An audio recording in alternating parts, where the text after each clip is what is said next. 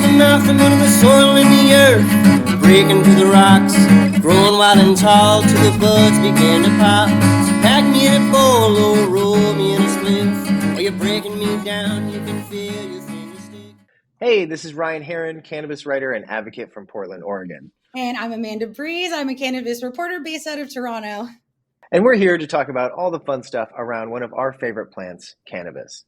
Today I am beyond stoked because we have an actual award-winning magician on the podcast. He stars in his own TV show, Tricked. He's the only two-time winner of the Canadian Magic Championship. He's fucking fooled Penn and Teller on their live Las Vegas show, Fool Us, and he absolutely blew my mind and had me laughing for his entire live stoner magic show, Smokus Pocus, in Toronto. Today, we have Eric Leclerc on the podcast. Fucking welcome. Let's go. What's up, guys? Hey, man, we told you this is audio only. He's already flashing cards at us, so you can't help himself. I can't. I have to fidget with things. I can't think of anything better to fidget with as a magician than a deck of cards, though. I have decks of cards in every room in my house. So, Eric, I should tell you, I was an amateur magician many years back. Stop. I was extra wowed. I don't want to reveal any of the show that I saw in Toronto, but you did make a joke about buying magic shop tricks, and that just had me gagged because, I've been there many times. Are you born and raised in Toronto? I am one of the rare born and raised Torontonians. So you would go to Browser's Den? I would go to the one that was at like Dufferin, north of Eglinton. Yeah. There was Browser's a little magic with the tall man with the glasses, the nerdy looking man. Yes, and then also the one in Kitchener. There's like a little shop in Kitchener. Kind of that's magic, cool. Yeah.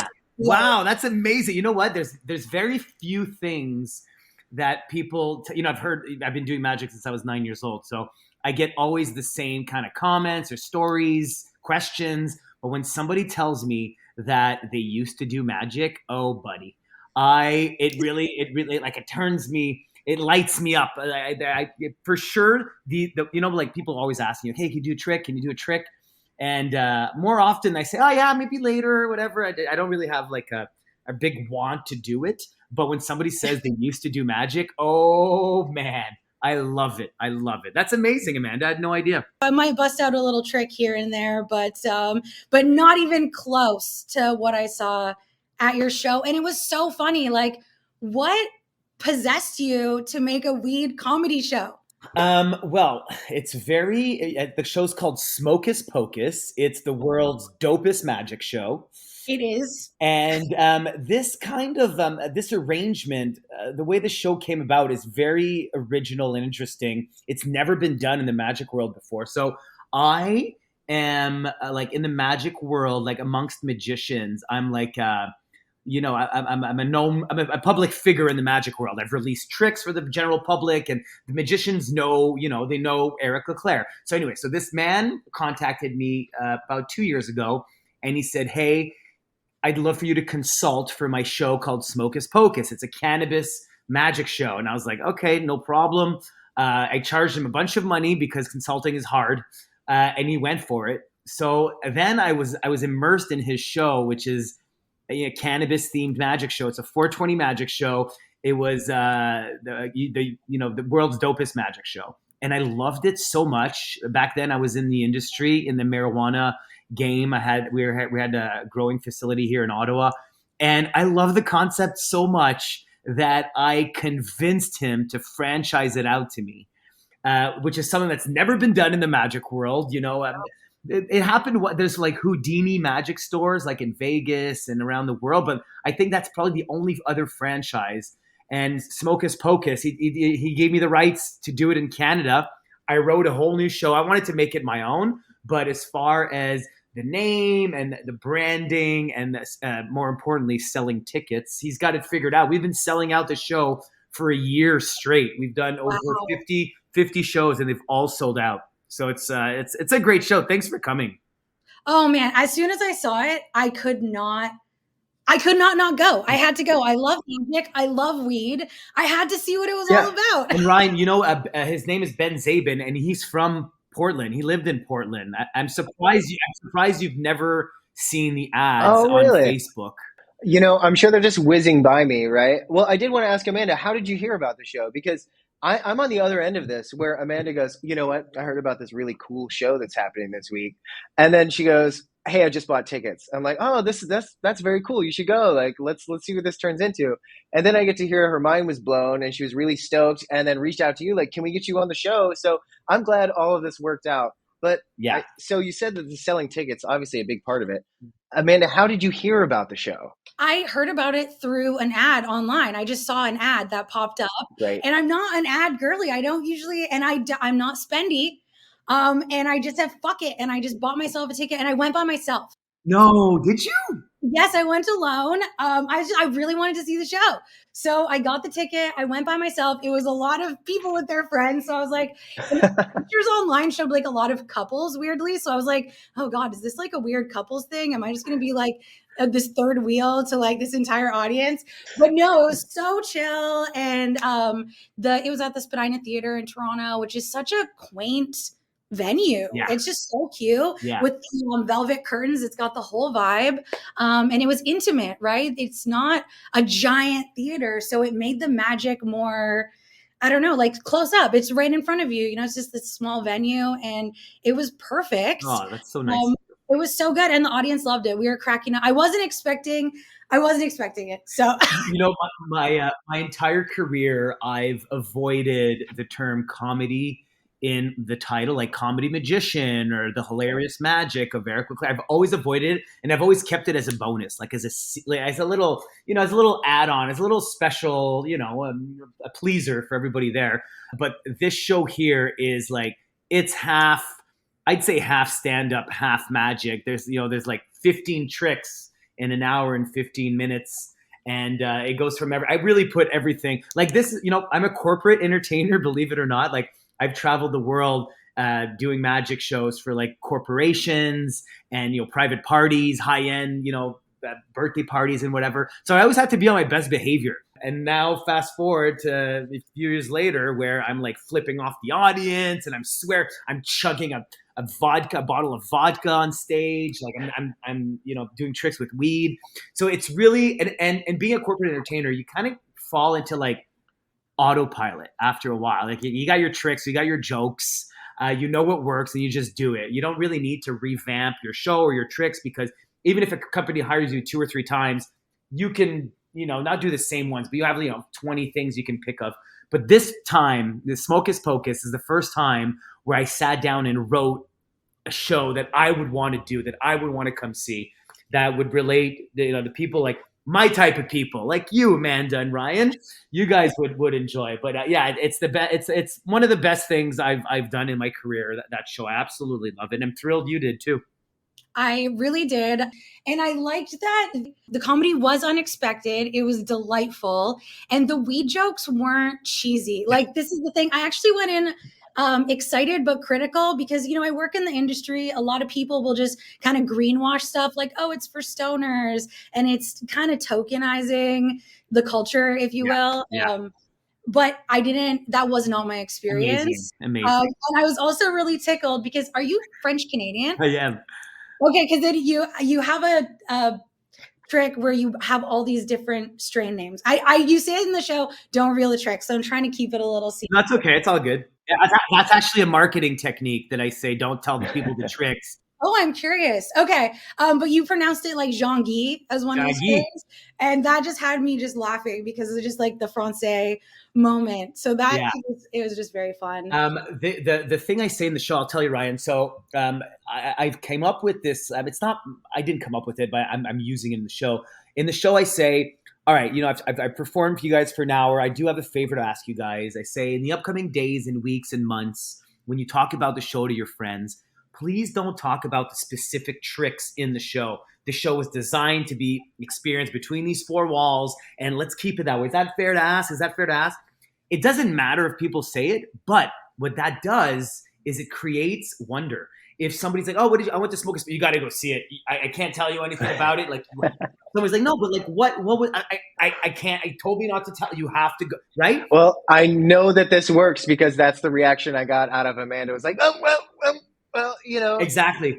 And like, it doesn't really matter, but it's always more fun when somebody, you know, they're fresh, they don't know what's going on. And another I want to touch upon, it's very interesting, is that I've done, you know, in my career, I've done all the different shows one can do. I perform for kids, for adults. I perform on TV in French, in English, corporate events, close-up shows, winning competitions, TV commercials, everything, except putting on my own one-man show, like buying tickets. Sure. I've gotten hired by like a company to raise money, let's say like Oshawa Community Theater, and they sold tickets, but produce my own show I've never done, because I always found it so, not egotistical, but awkward to be like, an evening of magic with Eric Leclerc, or like, just like, you know, Canadian champion Eric Leclerc presents one night only. I'm like, okay, like get over yourself. But with this cannabis hook, it changes everything. People come to the show because of the cannabis hook, because of the weed hook, and not because it's fucking, you know, Buddy in a top hat, or even if my credential, he was on Ellen and he's fooled Penn and Teller. People are like, okay, that's just kind of braggy. In this case, and it wouldn't have worked as well if I didn't, obviously, weren't a solid performer. But when people go, oh, this weed, like all of our shows are sold through Facebook ads. And that's why I'm surprised you didn't see it go, Ryan, in Portland, because, you know, you target people who have ever searched cannabis, who ever, bought anything cannabis related, and then who likes social events. So that's how he sells it out. But it's a very interesting concept. The fact that cannabis was the hook that really kind of gave me, I don't say a kick in the ass, but like really opened my mind to be like, hey, there's something here. And also it's kind of like, you can't really copy, like, Noah Ben Zabin, my partner, he does all of the US, you know, and the name Smokus Pocus. You can't beat it. You can't beat it. And nobody's gonna, even if somebody tried to do another cannabis magic show, it'd be like, buddy, we're two solid performers. We got the marketing done, the logo, everything. Like, so it's really fun to have like this like little niche, you know, in our magic performance world. It's really fun. Oh, absolutely. And also to weed scene, we love things that are targeted to us. That's our thing. Well, you know? and also we get really upset when you go to the thing and it's not right, or they just put a weed leaf on it and it's really just, you know, sunscreen or whatever. That bums like the cannabis consumer out that's actually excited about that thing. So it's cool that you have like enough of a background and a history with the plant and enjoying it. Yeah, and I love weed. I love weed. I just actually took a little bit of I used to be chronic, smoke all the time. And then it just started affecting me like differently. Like I'm 41 now. And for like, since I was like 17, like every day, chronic, multiple joints a day. And just recently, maybe a couple of years ago, it was like, man, like this is fucking me up. So I kind of like, you know, started like dialing back a little bit. But I didn't want to do that, like to slap the logo on it and just have a magic show and be like, talk about weed a little bit. I really wanted all different, like I make weed appear, I use vapes, I do a trick with strain names, I talk about like dreams I had when you were high, and like everybody there, it's so interesting because everybody there comes in. The question we get the most is, can you smoke inside? And I know in Toronto, you do have places that you can smoke inside, but like a big comment on our ads is like, what the fuck's the point of this? You can't smoke inside. And I'm like, buddy, the show's an hour, just smoke before. But people all around, they all show up. There's a nice little smell off everybody. So that brings everybody together. And you can tell sometimes, like I ask, like, actually I don't do this anymore, but I used to ask who's the big, I used to try to find the biggest stoner in the room and the person who's never, ever smoked. And like we do something on stage with them. But I stop it. It's very interesting because stoners, you know, they react different. usually magic, the astonishment is like, sometimes it's silent. Like it's not like your first instinct is not to clap usually if the trick is really good, but stoners even less. They're just like, you know, they're low key. Nobody's yelling. Nobody's like, so it's very interesting. It's been an interesting experiment to try and find the exact formula of what really makes a stoner tick. Yeah, the astonishment is there, but maybe not the big reaction. Yeah. Yeah. Yeah, I feel like that would probably be the hardest part of being an entertainer of people that are blazed Yeah. is just the slow reaction time. I've been to a lot of comedy events, and you can tell which of the performers have done weed comedy consistently and are used to the audience being just sitting there and staring, and the ones who aren't, because it'll throw people right off their game because that's not the reaction they're used to. Right. And staring or like laughing quietly. On the first show, my first ever show, was actually, we're celebrating a year of Smokus Pocus Canada. Wow, very congratulations. Cool. Thank you. And my first spectator on stage at my first ever show, I come on stage, I'm like, "Hi, sir, are you a cannabis user?" I says, "Yes." And I'm like, "Are you high right now?" He's like, "Yes, but not on weed." And I'm like, "What?" And he's like, "I took 3 grams of mushrooms before your show." And he's on stage, and he's just, I have pictures, like his face is just melt, and I'm just like, rah, I'm like distorting my face to make people laugh, just like, rah, you know? But he was on mushrooms at the show. So that was my first spectator ever. And I'm like, oh boy, we're in for a treat. And that being said, when I was searching for a venue here in Ottawa, we don't have many small, like Spadina Theatre, 150 seats is like perfect, bang on. That's 150 seats? Wow. Yeah, that's 146 seats. Yeah. We don't have many spaces in Ottawa that are small like that. So I wanted to find, the perfect one. So I shopped around a lot, and I found a place, and they were reluctant.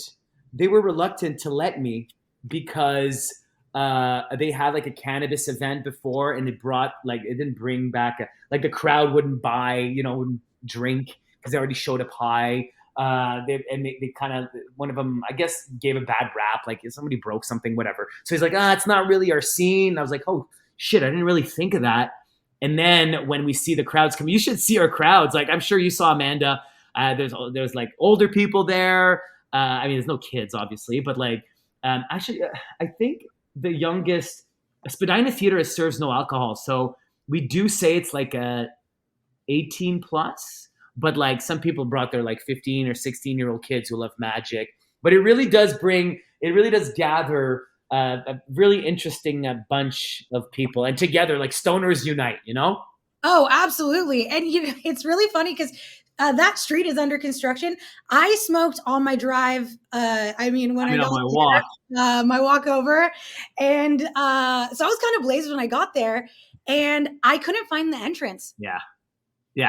I could not find the entrance. And so I just walked up to the first person that walked by, a couple, and I was like, hey guys, are you looking for Spadina Theatre? And they were like, actually, yeah, which is kind of weird because it's downtown Toronto, and they were all fucking stoned too. And all of us as a team worked together to find the door. I love that. Yeah, the place is under construction. It's a little bit hard to find, but I mean, it makes it fun.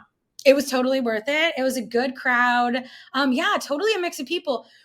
Is people smoking during the show like a goal? Is that something you want to happen, or are you like happy with kind of just letting people do their own thing? That's a great question. Personally, from my experience, it doesn't add anything. Here in Ottawa, we don't have places that you can smoke inside yet. Toronto, you guys do. The professional in me, like when I do a corporate event, let's say at a hotel in a banquet hall, and there's tables and they're serving, I say, I'm going to go on, and I'm supposed to go on after dinner. I say, I go on when the last cup of coffee is put down, and during my hour show, no waiters, clean the tables, less commotion, the less commotion, the better. So passing a joint and lighting and coughing and smoke everywhere would just distract. I don't know if it would bring in more people. Like the venue here in Ottawa is a straight up bar with the bar is like a big round bar in the middle of the room, and people are sitting back to you. So and there's food and it's constant during the show. So it's not ideal. Like a performer with a little least experience. Like I have stand-up comedians open the show for me, the new ones, you know what I mean? Like people are just working their act, and they seem to struggle when there's distractions. I don't know. I don't know if it would add anything. it would stop people from bitching on the ads, you know. Oh, what's the point? Well, how is this a weed magic? Like, what's the point? You know, I'm like, okay. That's another interesting topic is like the people commenting on the ads. You know, I'm a YouTuber, so I learned a long time ago that you can't take the comments. You know, you just take them with a grain of salt, which is hard to do. But with this show, because it's my baby, it's like it hits a little bit. Oh, it hits a little bit harder when people are like, "Oh, what's the point?" Or maybe So we've had 50 shows. We have like maybe 6,500 people attend Smokus Pocus in Canada, Wow. and like 5 of them, you know, like wrote like was expecting more. Didn't like this and that. Okay, I have a story for you guys. I got a story. I haven't told this. It's good. Okay, so I'm in Ottawa. It's maybe like a month in.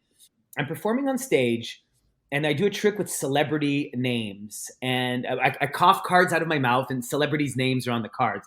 And at this point in particular, this night, one gets stuck like on my lip, you know, like a cigarette dangling. So it's funny, people laugh, and I take it, and it's Robin Williams, and I say, "Oh, Robin Williams," and then everybody goes, "Oh," you know, like, and I'm like, "What? Too soon?" And I say, "Hey, do you guys know how Robin's died?" And I go like this. And I close my eyes and stick out my tongue. You know, people are like, "Oh, too soon, blah, blah, blah, blah, blah." It's that kind of show, whatever. Then later on, I'm performing, and I notice this one guy, one of the VIP tables, his back is turned to me, which is fine. I'm like, he's eating or he's texting, whatever. But as the show goes on, he's not turning around, and I see he's not moving. So I'm like, he must be just texting with his thumbs. And I kind of glance at him, and I see that he just has his arms crossed and his head down looking at the table, his back turned to me. So I'm like, huh. So I have a wireless mic, and I'm good on improv. I always like to ad lib. So I walk up to the table, and I with my wireless mic, I say, "All right, this next trick is so good, everybody's gonna have to see this one. If you're not looking," and like people chuckle. It's funny. I'm right behind him. Like maybe 20 or 30 people can see what I'm doing. Then their table of 5. The girl in front of him looks at me and she says, "Get the fuck out of our faces." What?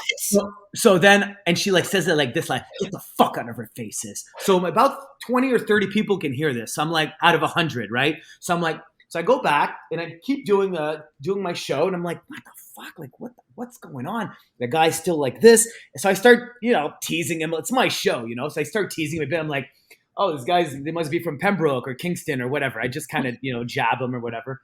And then at one point, they get up and they leave. 2 of them out of the table of 5. But the other 3 are having a good time. They're crying. They're laughing, crying. So then I was like, what the fuck happened?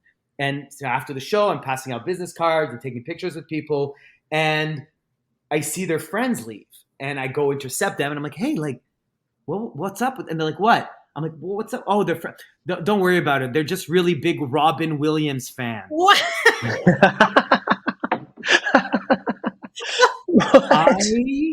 I took $100 out of my pocket. I'm like, "Here's their money back. Tell them to go fuck themselves and lighten up. It's a comedy show. You know who would have loved that joke? Robin Williams." So all this to say, like, different groups, you never can tell. And because it's like they paid to see me, which is not something I'm kind of used to.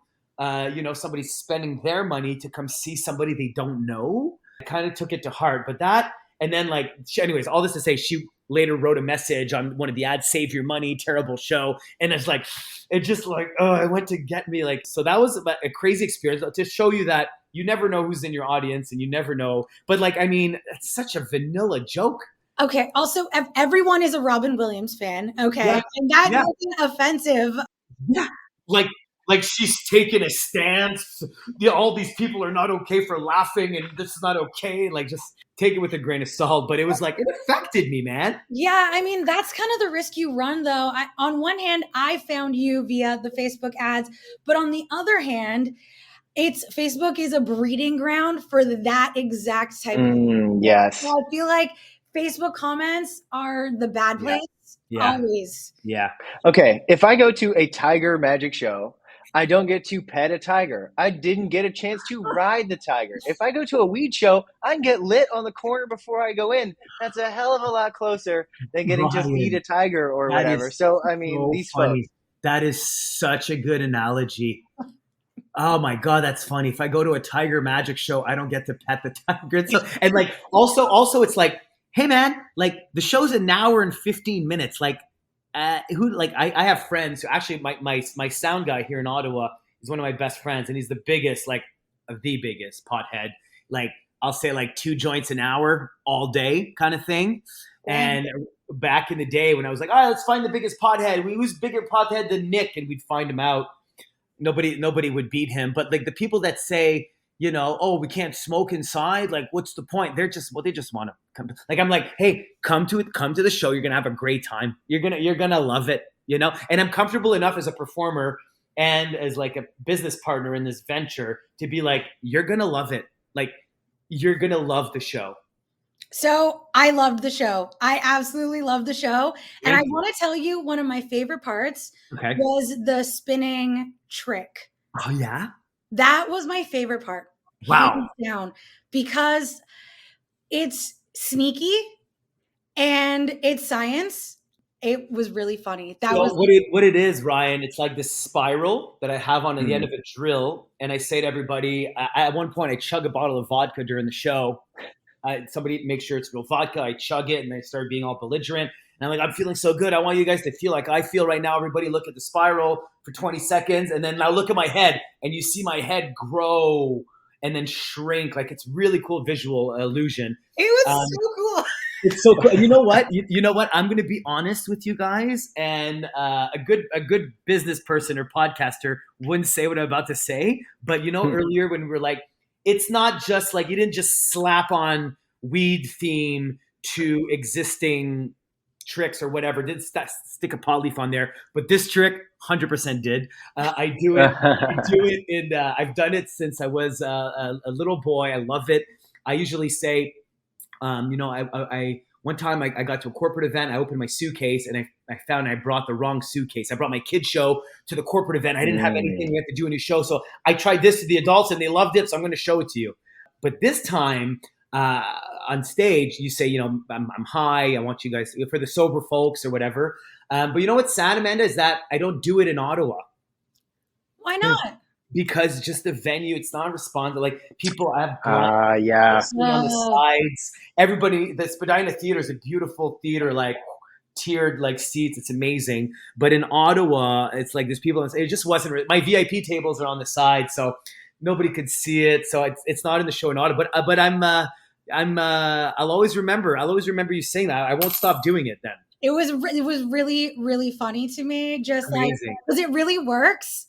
Yeah. And I don't know, I'm a science person, so that just had me tickled. Well, the show keeps getting bigger. You're selling out. You're doing amazing. Maybe, future forward, we're going to build a designated venue so everyone can sit right in front of you. Yeah. And there'll be like a little smoker's lounge off to the side for all the haters. Yeah. And we'll take it from there. That's the dream. This episode's coming out right before Halloween, which is next week. Do you have a favorite Halloween candy? Are you like a chip guy? Are you like a candy chocolate guy? Chips are not a part of American Halloween. I'll just say that right now. Right. We are not getting chips out there. No, it is little teeny tiny candy bars, and that is it. Wait, you guys don't? Nobody hands out little bags of chips? No. Whoa!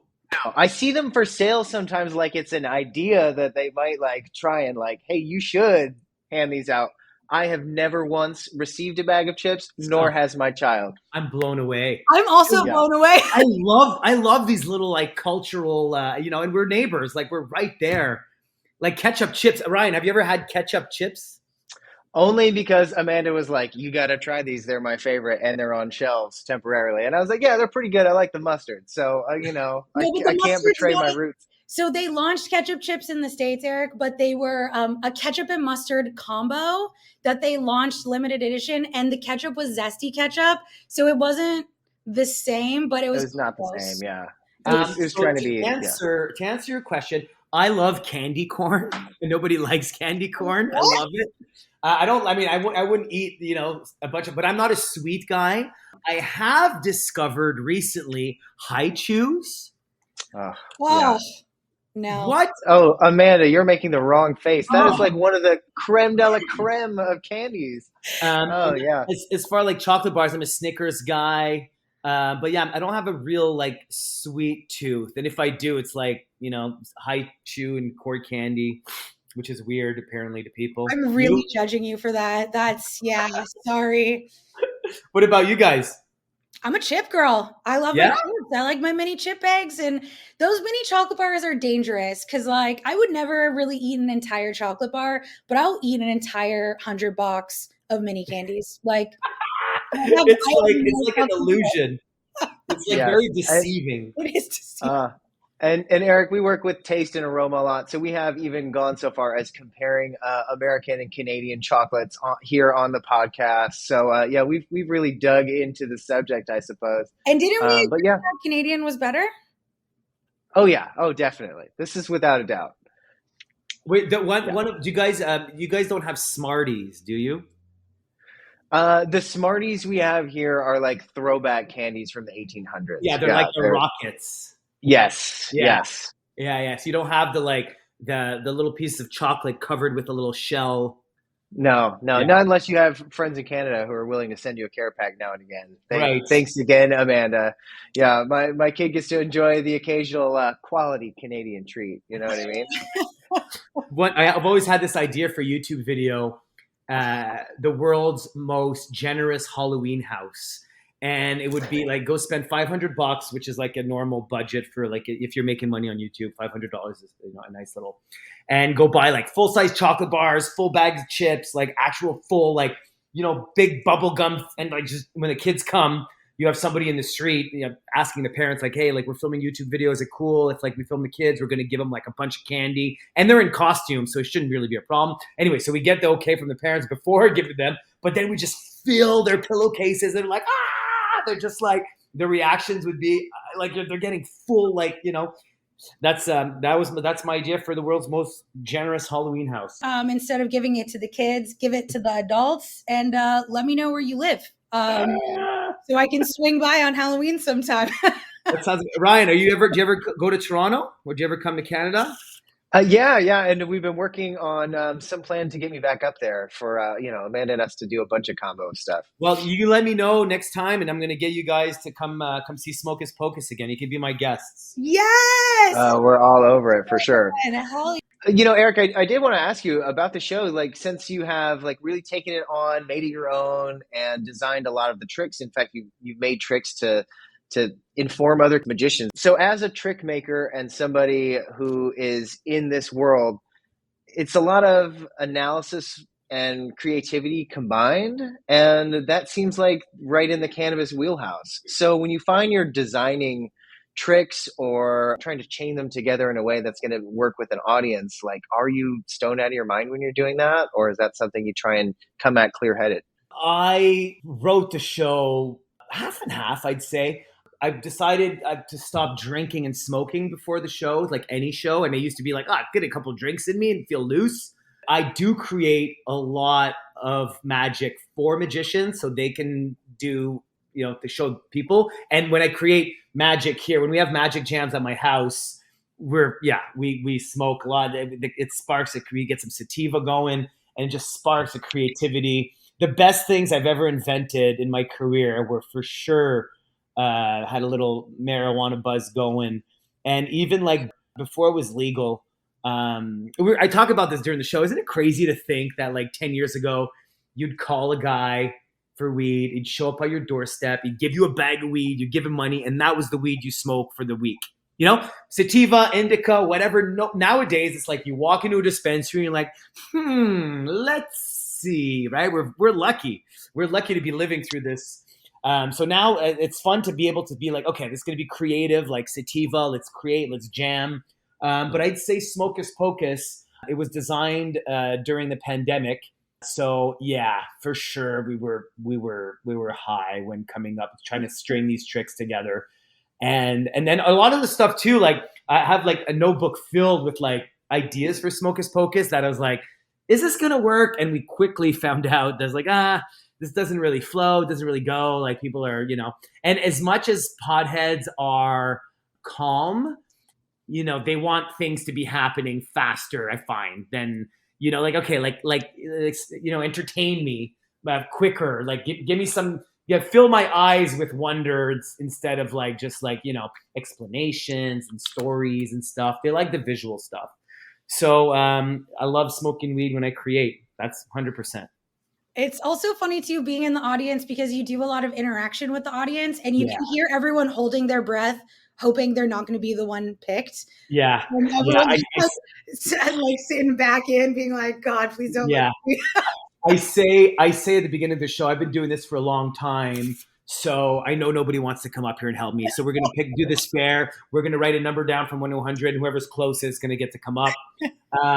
Also, I do say, I know nobody wants to come up, but if you do get chosen to come up on stage, and you please suspend your disbelief, because you're gonna live some crazy experiences that you never lived before, and you'll never live again. In fact, another thing of the comments, I don't know if I mentioned this when you were there, Amanda, but like on the Facebook comments, we have this man. He said, "Great show, super entertaining. I went 3 times, but I'm convinced he has people in the crowd working for him. He has plans or confederates in the crowd, which is my ego as a magician could not allow me to do that. Like, I mean, but this like real, like there's mind reading, like impossible things, like I asked the audience to think of a celebrity they'd love to smoke a joint with and look at me in the eyes, and I can tell who's thinking of who. And like this to a layman, to somebody who's not into magic, that's like, well, it didn't do it with me, so it must be tricked, or it must be planted or stooged or whatever.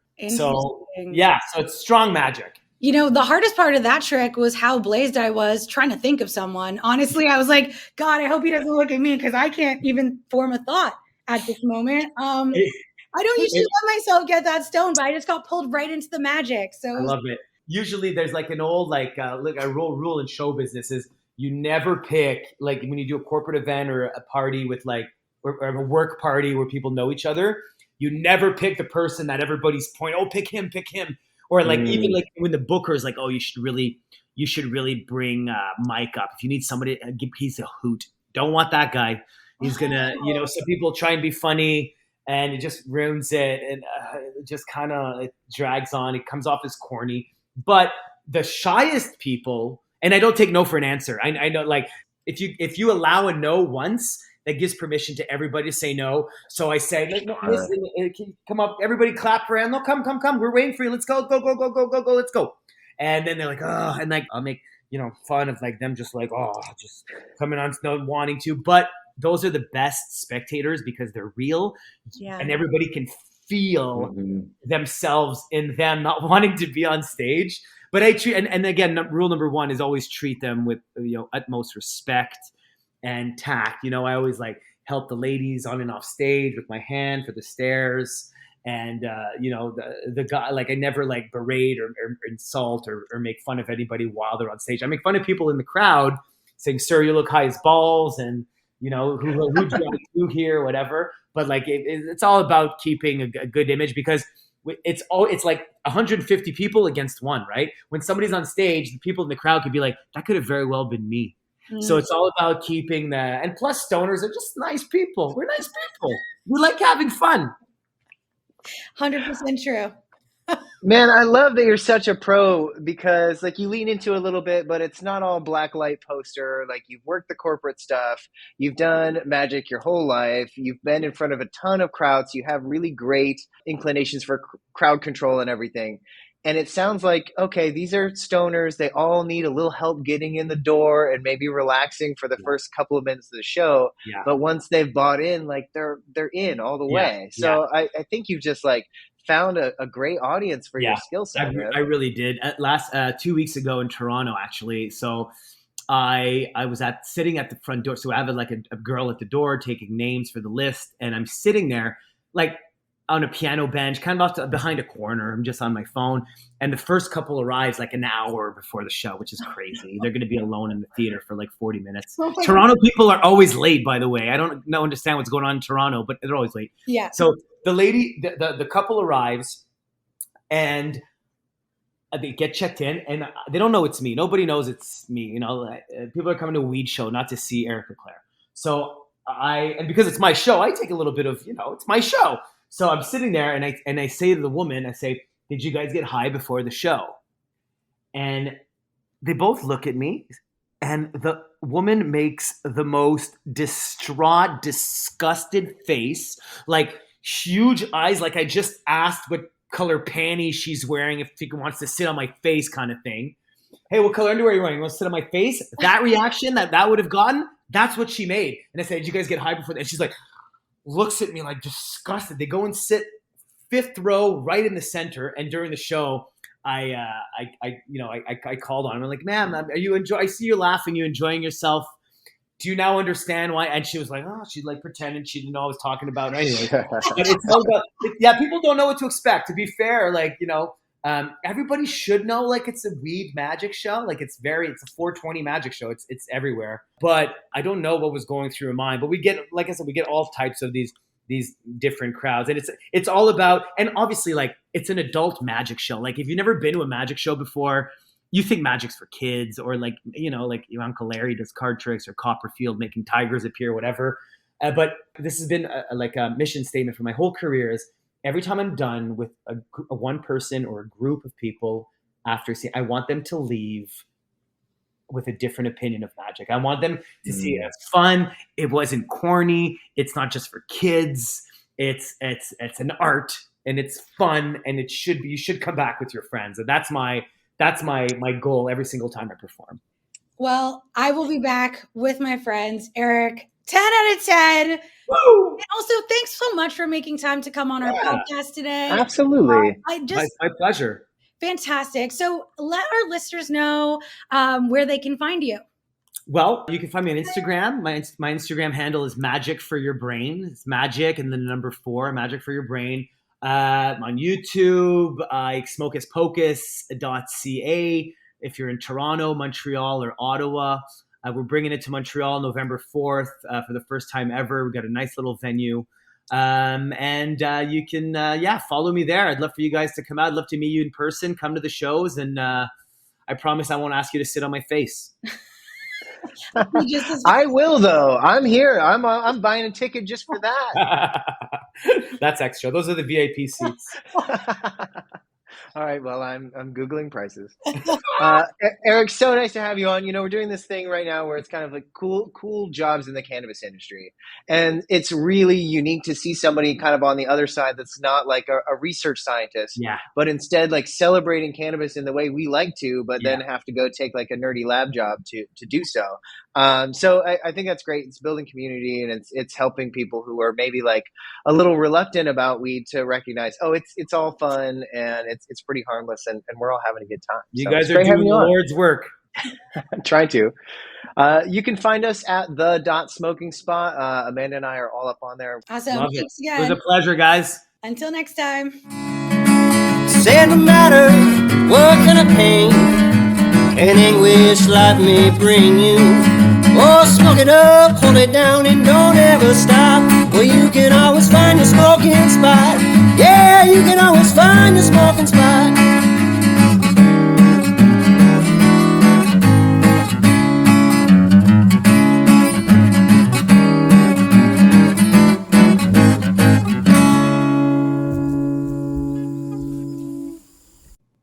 Hey, Smoking Spot fans. We're here to tell you about the newest launch from Centelligence Projects. Over the last year, we've created the Cannabis Aroma Wheel. It's a sensory tool designed to help connoisseurs take their knowledge to the next level. So whether you're a bud tender, dispensary owner, cultivator, or you just love the smell of weed, you can better appreciate the cannabis in front of you. Get your copy of the most detailed sensory tool built specifically for the cannabis industry, and order your Cannabis Aroma Wheel today at centelligenceproject.com.